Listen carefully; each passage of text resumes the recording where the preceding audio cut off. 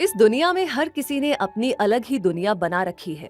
हर किसी के पास खुशी और गम के अपने अलग अलग किस्से हैं और हर किसी के पास उलझने और मुश्किलें भी अलग अलग ही हैं।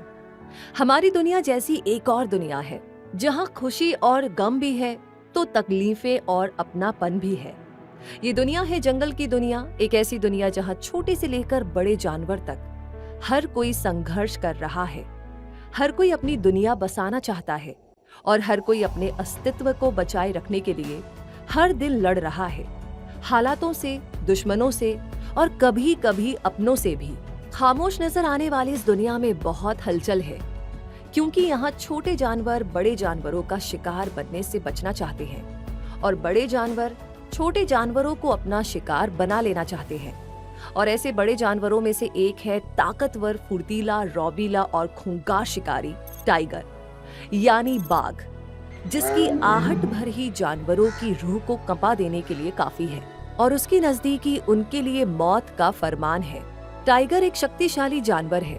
इसकी आंखों में गजब का आत्मविश्वास है और ये साहस से भरपूर है। एक तरफ तो इसे देखकर पावर और स्ट्रेंथ का एहसास होता है, तो दूसरी तरफ इसकी ऑरेंज और ब्लैक कलर की यूनिक अपीयरेंस देखकर इस खूबसूरत एनिमल को अप्रिशिएट करने का मन करने लगता है। इसकी गर्दन और जबड़ों के चारों ओर फर की जो हैवी ग्रोथ होती है वो इसे और भी रौबीला रूप दे देती है। ये मजबूत शरीर वाला विशाल टाइगर भारत, बांग्लादेश और मलेशिया का नेशनल एनिमल है। भारत में टाइगर पॉपुलेशन का लगभग 70% मौजूद है। इसमें भारत के प्रोजेक्ट टाइगर का इम्पोर्टेंट रोल रहा है। लेकिन अफसोस कि इतना शानदार शिकारी और ताकतवर जानवर एक एंडेंजर्ड स्पीशीज बन चुका है, जिसकी संख्या 4500 से भी कम रह गई है। अब ऐसे में ये सोचा जाना जरूरी है कि इसके लिए कौन जिम्मेदार है और ये जानना भी जरूरी है कि क्या टाइगर को बचाने के लिए प्रयास किए जा रहे हैं। इसके अलावा ये जानना भी आपके लिए बहुत दिलचस्प होगा कि टाइगर का जीवन कैसा होता है, वो क्या खाता है, कैसे रहता है, कौन सी चुनौतियों का सामना करता है और उसकी खासियतें क्या क्या होती हैं। ऐसा ही बहुत कुछ जो टाइगर की जिंदगी को आपके सामने बयां कर दे, वो सब कुछ आपको आज इस डॉक्यूमेंट्री में मिलने वाला है। इसलिए टाइगर की जिंदगी को करीब से देखने और समझने के लिए हमारे साथ इस टाइगर सफारी पर चलिए और फिक्र मत कीजिए, क्योंकि हमने सुरक्षा के सारे इंतजाम कर लिए हैं, आपके लिए भी और टाइगर के लिए भी। तो बात ऐसी है कि टाइगर अपनी साइज, स्ट्रेंथ और शिकार करने की अपनी स्किल्स के दम पर एक बिग कैट कहलाता है और ये कैट फैमिली यानी फेलिडी का लार्जेस्ट मेंबर है। ये लार्जेस्ट वाइल्ड कैट 4 मीटर तक लंबा होता है और इसका वजन 300 किलोग्राम तक हो सकता है। फीमेल टाइगर की लंबाई और वजन मेल टाइगर से कम होते हैं। टाइगर पैंथेरा जीनस से बिलोंग करता है, इसलिए इसका साइंटिफिक नेम पैंथेरा टाइग्रस है। इस जीनस में टाइगर के अलावा लायन, लेपर्ड, स्नो लेपर्ड और जैगुआर भी शामिल है और इन पांचों बिग कैट्स में से टाइगर ही है लार्जेस्ट और heaviest big cat. In big cats में से टाइगर, लायन, लेपर्ड और जैगुआर को पैंथेरा जीनस में शामिल करने का रीजन इनकी दहाड़ है, जो कि इतनी दमदार होती है कि बहुत दूर से भी सुनी जा सकती है। इनके स्पेशलाइज्ड लैरिंग्स स्ट्रक्चर की वजह से दहाड़ पैदा होती है और जो बिग कैट्स दहाड़ सकती हैं, उन्हें पैंथेरा जीनस का हिस्सा बनाया गया है।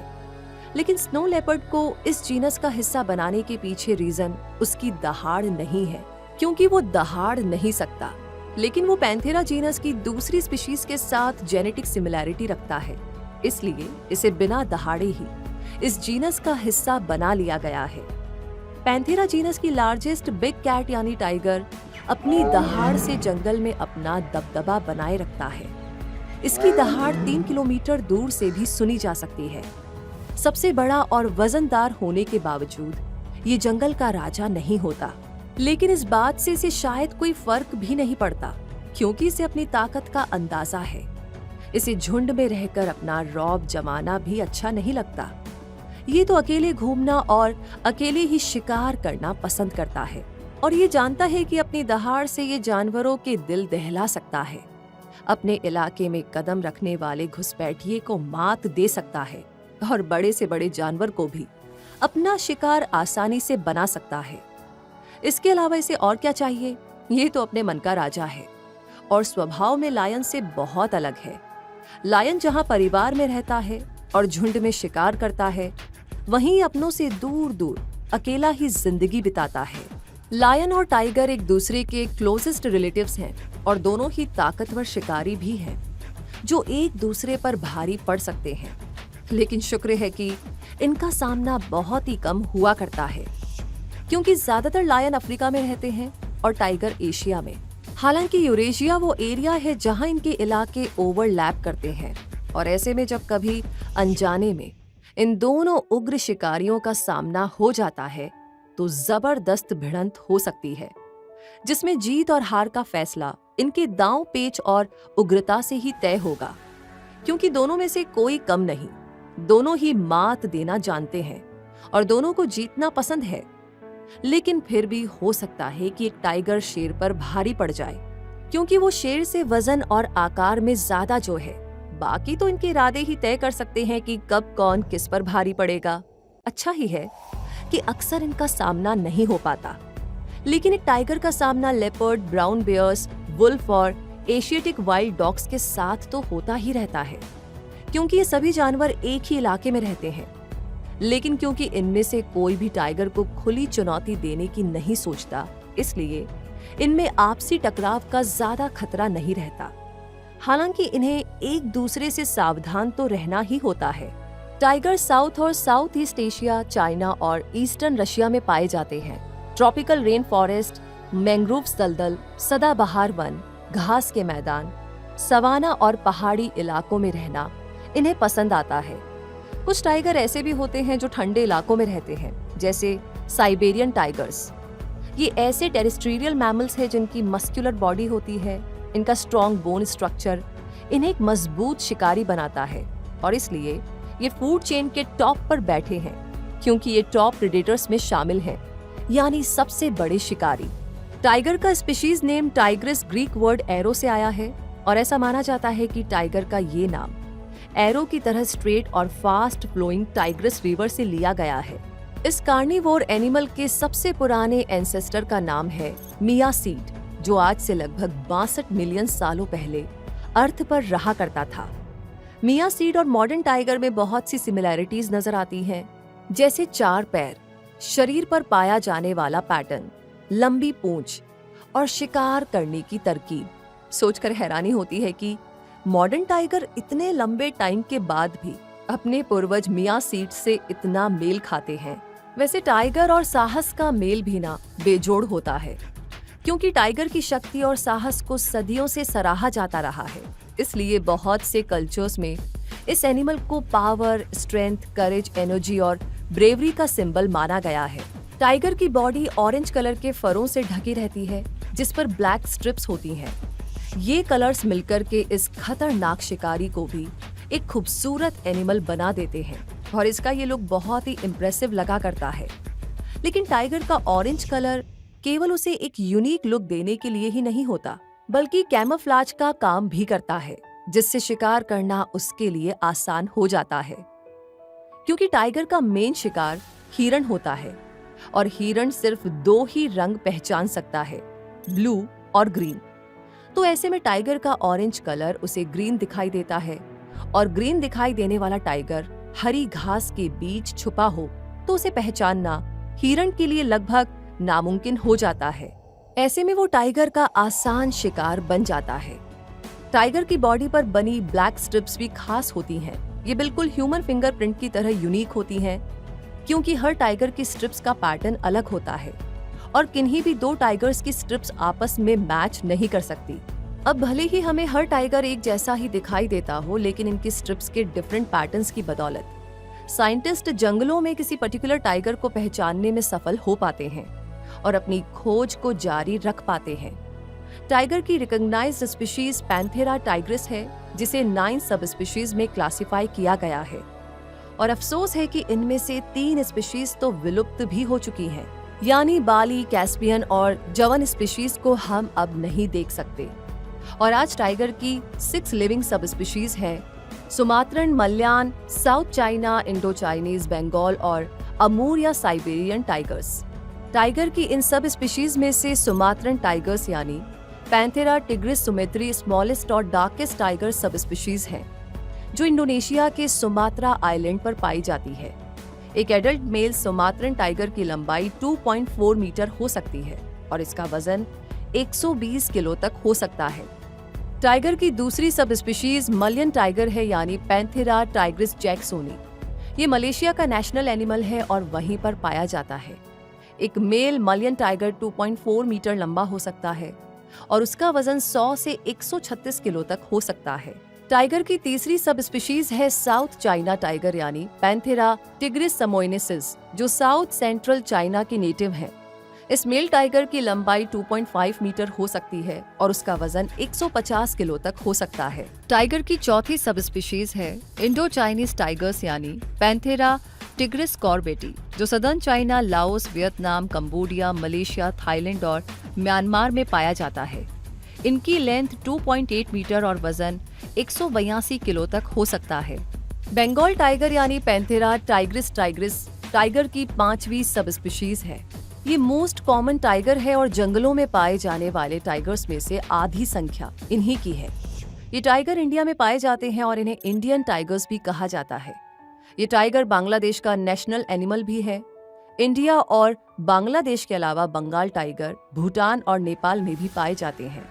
इस मेल टाइगर की लंबाई 2.9 मीटर तक होती है और वजन 220 किलो तक। और टाइगर की छठी और सबसे बड़ी सब स्पीशीज है अमूर टाइगर्स यानी पैंथेरा टाइगर्स सेल्टिका। इन्हें पहले साइबेरियन टाइगर्स कहा जाता था, लेकिन अब ये साइबेरिया में नहीं रहते हैं बल्कि रूस, चीन और नॉर्थ कोरिया के अमूर रिवर रीजन में रहते हैं, इसलिए इन्हें अमूर टाइगर्स कहा जाने लगा है। इस लार्जेस्ट मेल टाइगर की लंबाई 4 मीटर तक हो सकती है और वजन 300 किलो तक होता है। कोल्ड क्लाइमेट में रहने वाले इन टाइगर्स को प्रोटेक्ट रखने के लिए इनके बॉडी पर लॉन्ग और थिक हेयर पाए जाते हैं, जो कि इन्हें गर्म बनाए रखते हैं। इन सभी सब स्पीशीज में फीमेल टाइगर का वजन और लंबाई मेल टाइगर से थोड़ी कम होती है और टाइगर की ये सारी सब स्पीशीज आज एंडेंजर्ड हैं। साल 2017 से IUCN यानी international union for conservation of nature ने टाइगर की 2 सब स्पीशीज रिकॉग्नाइज की हैं। पहली है कॉन्टिनेंटल टाइगर और दूसरी है सुंडा आइलैंड टाइगर।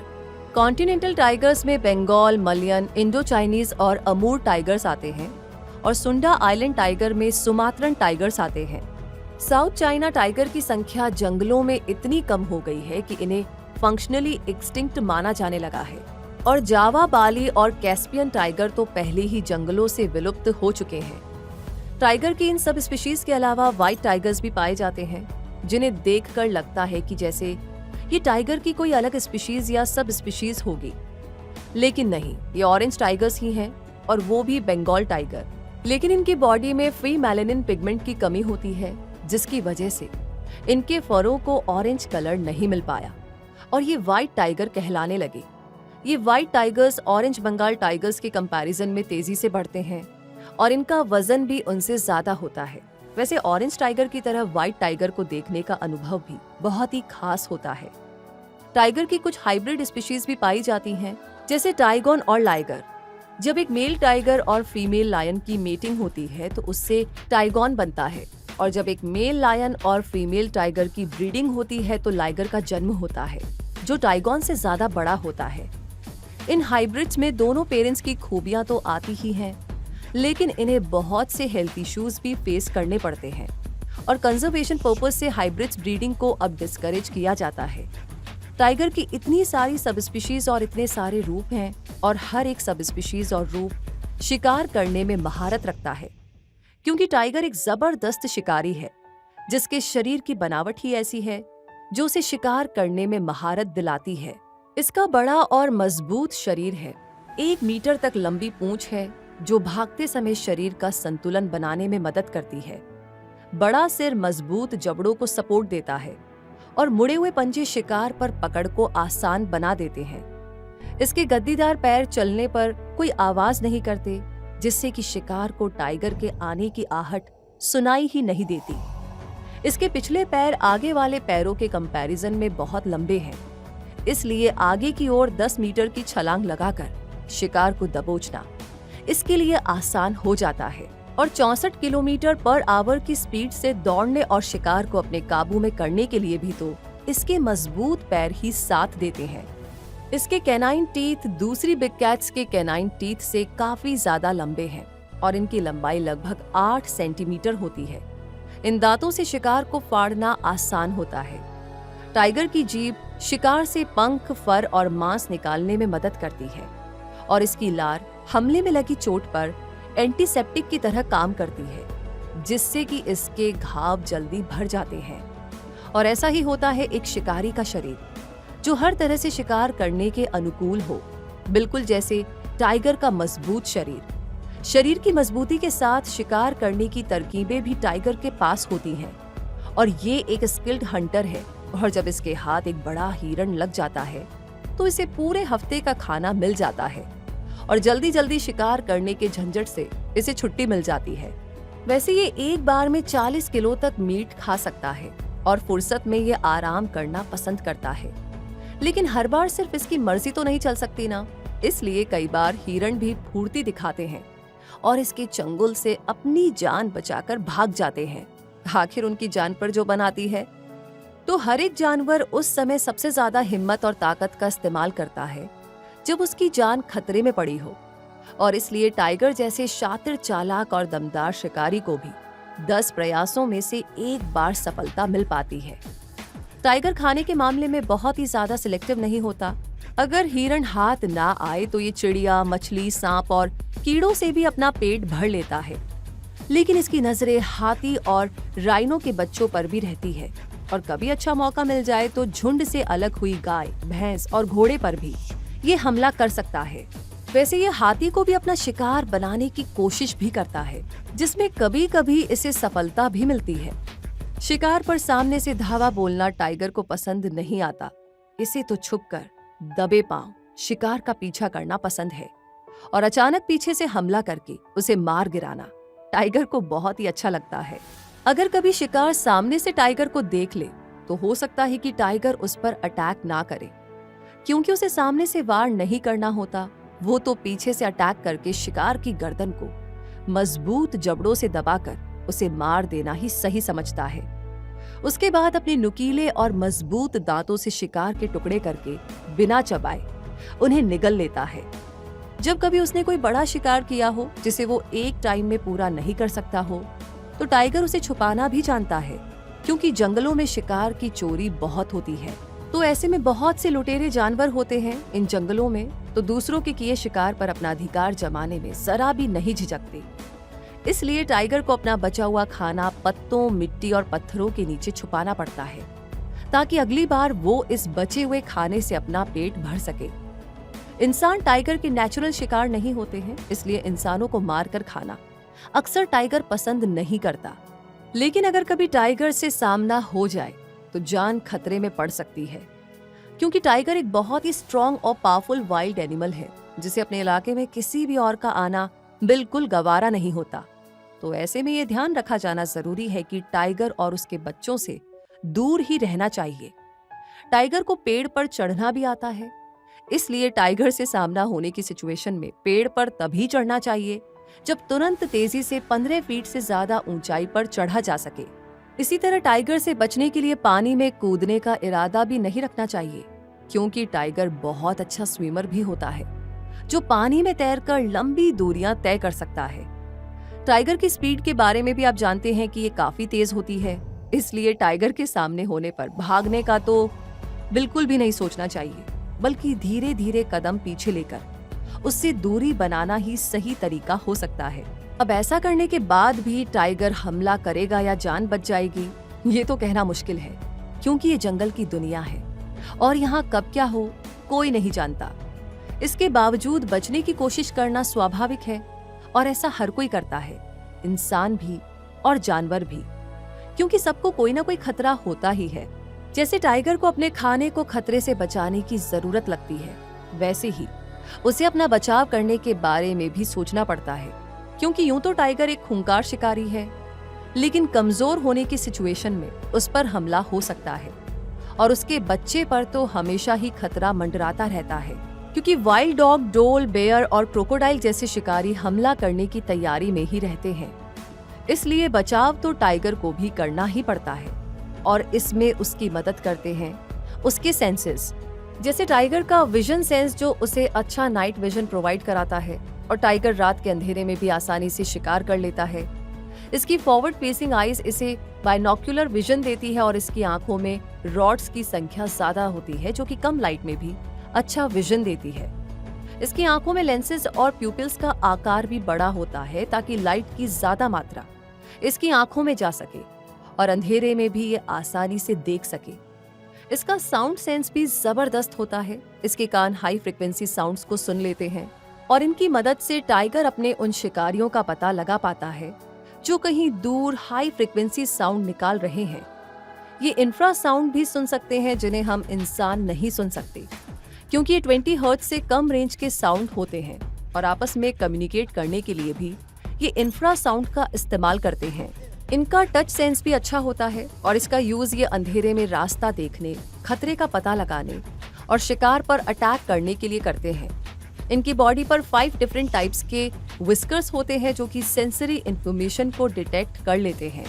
इसका स्मेल का सेंस उतना एडवांस नहीं होता है, लेकिन अपनी टेरिटरी और रिप्रोडक्टिव स्टेटस को कम्युनिकेट करने के लिए ये इस सेंस का इस्तेमाल आसानी से कर पाते हैं। और टाइगर का टेस्ट सेंस ऐसा होता है कि इसे मीठे का टेस्ट कम समझ में आता है, जबकि नमकीन, खट्टा और कड़वा स्वाद पहचानना टाइगर के लिए आसान होता है। इनके सेंसेस की तरह इनकी वोकलाइजेशन स्किल्स भी जंगलों में सरवाइव करने के लिए इनकी मदद करती है। लंबी दूरी पर रहते हुए आपस में कम्युनिकेट करने के लिए ये कई तरह की आवाजें निकालते हैं। इनकी दहाड़ जहां दुश्मन को इलाके में आने से रोकती है, वहीं मदर टाइगर भी दहाड़ कर जंगल में गुम हुए अपने बच्चों को पास बुलाती है। मेटिंग के लिए भी टाइगर दहाड़ कर अपनी सेक्सुअल रिसेप्टिविटी बता सकते हैं। ये गुर्राते भी हैं और किसी पसंदीदा साथी से मिलकर हंसते भी हैं और दुख भी जताते हैं। इनकी कम्युनिकेशन स्किल्स वाकई में स्ट्रॉन्ग होती है। वैसे इनका दिमाग भी ना बहुत तेज होता है, क्योंकि ये दूसरे जानवरों की आवाज निकालना भी जानते हैं और इस तरकीब का इस्तेमाल करके ये सैम्बर और बेयर को अपने जाल में फंसा लेते हैं। इन्हें अपनी पूंछ के जरिए विजुअल कम्युनिकेशन करना भी आता है। इनकी रिलैक्स टेल बताती है कि टाइगर अभी रिलैक्स मूड में है, लेकिन अगर टाइगर अपनी पूंछ को तेजी से इधर से उधर हिलाए तो समझ लो कि वो बहुत ही गुस्से में है, क्योंकि अक्सर टाइगर को गुस्सा तब आता है जब उसके साम्राज्य यानी उसके इलाके पर कोई नजर डालता है। टाइगर अपने लिए बड़ा इलाका चुनता है और उस पर अपना पूरा अधिकार जमाने के लिए सुरक्षा के सारे इंतजाम भी करता है। इसके लिए वो उस इलाके के पेड़ों पर पंजों से अपने निशान छोड़ता है, सेंट ग्लैंड से सेंट मार्किंग करता है और यूरिन से अपनी टेरिटरी मार्क करता है। ऐसा करके वो कॉम्पिटिटर टाइगर्स को ये बताता है कि ये मेरा इलाका है, इसमें कदम रखने की सोचना भी मत। टाइगर साथ साथ नहीं रहते हैं, क्योंकि इनमें से हर एक को अपना एक बड़ा इलाका चाहिए होता है और दूर रहने से इनमें कॉन्फ्लिक्ट भी कम होते हैं। अब यूं तो टाइगर का एक झुंड देखा जाना मुश्किल है, लेकिन कभी कभार ये कुछ टाइम के लिए साथ भी आ जाते हैं और इनके इस ग्रुप को एम्बुश या स्ट्रीक कहते हैं। अकेले रहने वाले टाइगर कभी कभी दूसरे टाइगर्स के साथ खाना शेयर करते हुए भी देखे जाते हैं। इसका मतलब इन्हें अपने साथियों से कोई खास तकलीफ नहीं है और ये उनसे मिलते जुलते रह सकते हैं, लेकिन तभी जब वो इनके इलाके पर अधिकार ना मांगे, क्योंकि खुद का सुरक्षित इलाका एक टाइगर के लिए सबसे ज्यादा महत्व रखता है। इलाके पर अधिकार के लिए कई बार जंग भी होती है। एक एरिया में ज्यादा टाइगर होने पर कंपटीशन बढ़ जाता है, जिससे 2 टाइगर आपस में भिड़ जाते हैं। उनमें से ताकतवर की जीत होती है और हारा हुआ टाइगर उस इलाके से दूर चला जाता है। कई बार ऐसे हमलों में एक टाइगर की जान भी चली जाती है। अधिकार की ये लड़ाई परिवार के अंदर भी होती है और यहाँ भी वही नियम चलता है कि जो ताकतवर होगा, सत्ता तो उसी की ही होगी। अपने लिए इलाका चुनते समय एक टाइगर उस इलाके में मौजूद खाना, पानी और सुरक्षा का पता लगाता है और उसी के आधार पर अपना इलाका चुनता है। अक्सर मेल टाइगर का इलाका ज्यादा बड़ा होता है, क्योंकि उसे अपना साम्राज्य फैलाने की धुन होती है, जबकि फीमेल टाइगर को अपने बच्चों को बड़ा करना होता है। इसलिए वो उनके लिए जरूरी चीजों को ध्यान में रखते हुए ही अपना इलाका चुनती है। इस समय ये माँ छोटा या बड़ा इलाका नहीं देखती, सिर्फ बच्चों की सुरक्षा और उनके लिए खाने का इंतजाम होना ही इसकी प्राथमिकता होती है। फीमेल टाइगर को बच्चों की जिम्मेदारी अकेले संभालनी होती है, क्योंकि एक मेल और फीमेल टाइगर मिलकर के फैमिली नहीं बनाते हैं। ये केवल ब्रीडिंग सीजन में साथ रहते हैं और उसके बाद अपने अलग अलग रास्तों पर चल जाते हैं। इनका कोई फिक्स ब्रीडिंग सीजन नहीं होता और इनके बीच कोई क्लोज बॉन्ड भी नहीं होता। अपने लाइफ टाइम में ये बहुत से मेटिंग पार्टनर्स बना सकते हैं। टाइगर में सेक्सुअल मैच्योरिटी 3 से 5 साल की उम्र में आती है। ब्रीडिंग के लिए ये वोकलाइजेशन और सेंट प्रोडक्शन करते हैं और ब्रीडिंग के बाद फीमेल टाइगर यानी टाइगर्स एक सुरक्षित जगह तलाशती है जहां वो अपनी मांद बनाकर बच्चों को जन्म दे सके। बच्चे इस मांद में काफी समय बिताते हैं, इसलिए इसका सुरक्षित होना बहुत जरूरी हो जाता है। फीमेल टाइगर का गेस्टेशन पीरियड लगभग 3.5 महीनों का होता है और वो 2 से 4 बच्चों को जन्म देती है। हालांकि इन बच्चों की संख्या 7 भी हो सकती है। इतने बच्चों को एक साथ संभालना कितना मुश्किल होता होगा, ये तो उनकी माँ ही जानती होगी। क्योंकि टाइगर के बच्चे का वजन जन्म के समय 785 से 1610 ग्राम तक हो सकता है। ये बच्चे बहुत ही नाजुक होते हैं और देखने में बहुत ही प्यारे भी लगते हैं। शुरुआती 8 हफ्तों तक ये बच्चे अपनी माँ के दूध पर निर्भर रहते हैं और उसके बाद सॉलिड फूड लेना शुरू कर देते हैं। ये बच्चे जन्म के समय ब्लाइंड होते हैं और इनकी आंखें खुलने के बाद भी कुछ हफ्तों तक इनका विजन क्लियर नहीं होता। तो ऐसे में इनके लिए सरवाइव करना एक चुनौती बन जाता है, क्योंकि Asian wild dogs, wolves, bears और हाइना जैसे बहुत सारे शिकारी इन्हें अपना खाना बनाने की फिराक में रहते हैं। 2 महीने के होने के बाद ये मांद से बाहर निकलकर जंगल में अपनी माँ को फॉलो करना शुरू करते हैं। शायद इसी समय इन्हें पता चलता होगा कि जंगल कैसा होता है और इनका घर कैसा है। इस टाइम ये शिकार में अपनी माँ की मदद नहीं कर पाते, इसलिए किसी सुरक्षित जगह पर रुककर उस खाने का इंतजार करते हैं जो इनकी माँ कुछ ही देर में लेकर आ जाएगी। 4 महीने के होते होते ये बच्चे खेलना कूदना शुरू कर देते हैं। आपस में कुश्ती करना और भाई बहनों जैसा झगड़ा करके शिकार के नए नए पैंतरे आजमाना इन्हें बड़ा अच्छा लगता है। ये इनके बचपन के खास पल होते हैं। 8 से 10 महीने के होते होते ये शिकार के लिए तैयार हो जाते हैं और इस टाइम अपनी माँ और भाई बहनों के साथ मिलकर शिकार करना शुरू कर देते हैं। इस टाइम इन बच्चों से बहुत सी गलतियां भी होती हैं और ये बहुत सी नई चीजें भी सीखते जाते हैं।